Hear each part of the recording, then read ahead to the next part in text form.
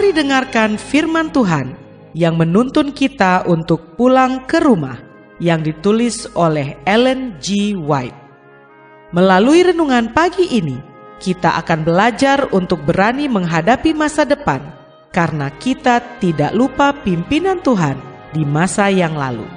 Bersama Pendeta Andre Daimbani, selamat mendengarkan.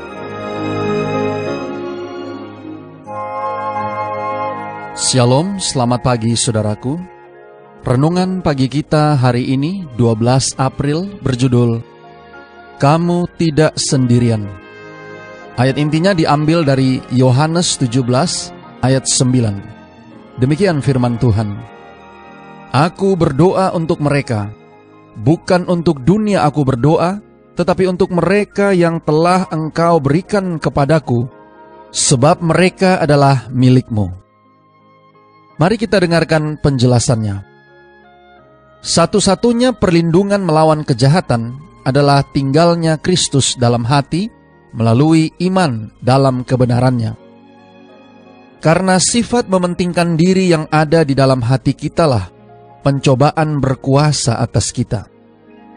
Tetapi apabila kita melihat kasih Allah yang besar, sifat mementingkan diri tampak kepada kita dalam sifatnya yang mengerikan dan menjijikkan, dan kita ingin supaya itu dibuangkan dari dalam jiwa. Apabila Roh Kudus memuliakan Kristus, hati kita dilembutkan dan tunduk. Pencobaan kehilangan kuasanya, dan kasih karunia Kristus mengubah tabiat. Kristus tidak akan pernah meninggalkan jiwa yang untuknya dia telah mati. Orang bisa meninggalkannya dan dijejali dengan pencobaan, tetapi Kristus tidak pernah dapat meninggalkan orang yang untuknya dia telah membayar tebusan dari hidupnya sendiri. Sekiranya pandangan rohani kita dibangunkan, kita akan melihat jiwa-jiwa tunduk di bawah penindasan dan dibebani dengan duka cita, tertekan bagaikan sebuah kereta di bawah muatan duka cita, tertekan bagaikan sebuah kereta di bawah muatan berat, dan siap untuk mati dengan keputusasaan.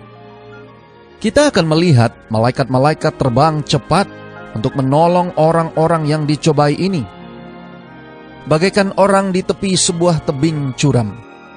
Malaikat-malaikat dari sorga memaksa mundur malaikat-malaikat jahat yang mengelilingi orang-orang ini, dan memimpin mereka untuk menginjakkan kaki mereka di atas fondasi yang tahan uji.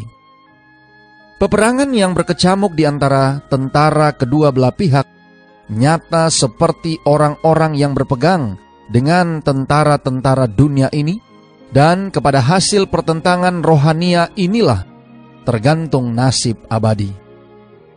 Saudara-saudara yang kekasih di dalam Tuhan, kepada kita seperti kepada Petrus, kita ini diucapkan, Iblis telah menuntut untuk menampi kamu seperti gandum, tetapi aku telah berdoa untuk engkau, supaya imanmu jangan gugur.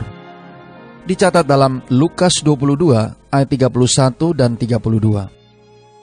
Bersyukurlah kepada Allah, kita tidak ditinggalkan sendirian. Ia yang sangat mengasihi dunia, sehingga ia telah mengaruniakan anaknya yang tunggal, supaya setiap orang yang percaya kepadanya tidak binasa, melainkan beroleh hidup yang kekal.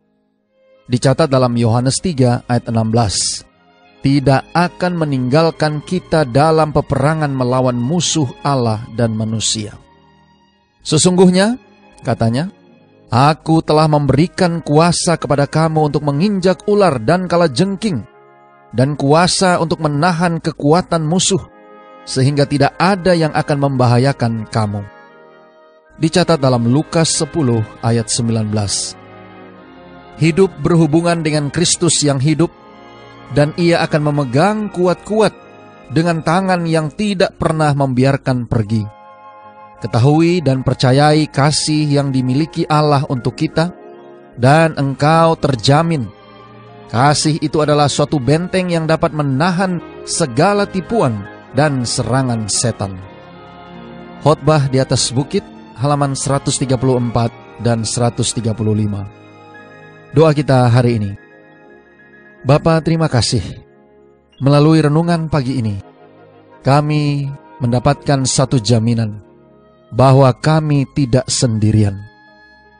Terima kasih melalui renungan pagi ini kami boleh diingatkan, sekalipun iblis menampi kami seperti gandum, tetapi kami bersyukur kepadamu oleh karena Engkau tetap bersama-sama dengan kami, melindungi kami, mau mati bagi kami dan bangkit, agar kami boleh memperoleh hidup yang kekal.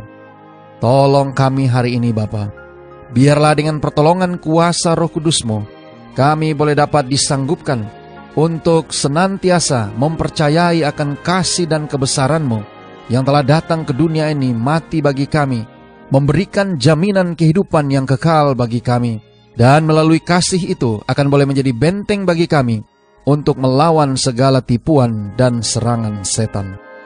Terima kasih Bapa. Inilah doa dan permohonan kami kepadamu.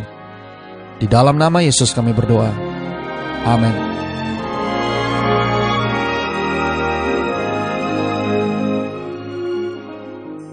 Demikianlah tadi pembahasan tentang pulang ke rumah. Semoga firman Tuhan hari ini dapat menjadi berkat bagi Anda. Sampai jumpa, Tuhan memberkati.